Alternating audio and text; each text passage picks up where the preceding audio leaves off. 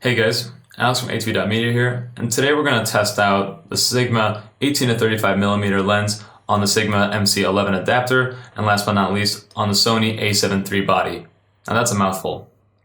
So the reason why we're testing this today is because when I was looking to buy this camera, I already owned this Canon lens, and I just had a lot of trouble finding out what it actually looked like on the Sony body. Now there are videos online showing what kind of footage that you could pull off with it, but it never really showed like what the exact specs were that you were running at. So you didn't know like what focal lengths that they were using, or if they were running in APS-C mode or in full frame mode. So let's just see what happens when we test out all of them.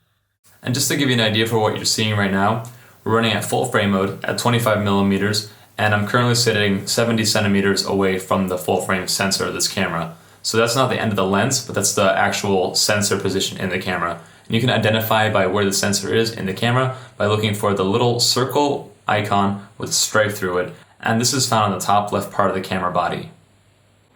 So for our first test, we're going to see how much we can fit into our frame. Now Jerry stands at about 85 centimeters tall, and he's currently 150 centimeters away from the camera sensor. So we're just going to see how much we get in here on full frame mode right now, which is why you have this heavy vignetting, since this is an APS-C lens that we're running. This is 18 millimeters. This is 20 millimeters. 24 millimeters. Now you can see that the vignetting is starting to fade. 28 millimeters and 35 millimeters. So Jerry just barely fits in at 35 millimeters over there, but you wouldn't want to use that for a wide shot anyways. This is more for portraits. Here in APS-C mode, we're already zoomed out at 18 millimeters. Now this is pretty much the widest that we're going to be able to get him in, but you can see that there's no vignetting at all to be seen. 20 millimeters, 24 millimeters, already cropping him out, 28 millimeters, and 35 millimeters.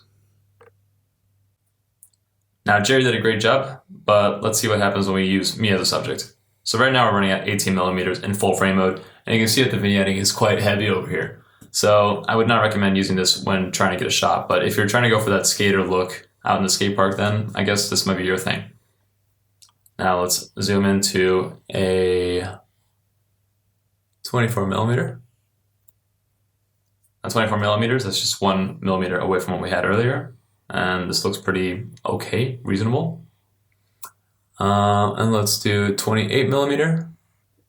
28 millimeters, so right now the vignetting should be pretty much gone. And then 35 millimeter. Now we're getting a bit close and personal over here. Now let's try it out in APS-C mode. Right now we're running at 18 millimeters, 24 millimeters, 28 millimeters, and then 35 millimeters.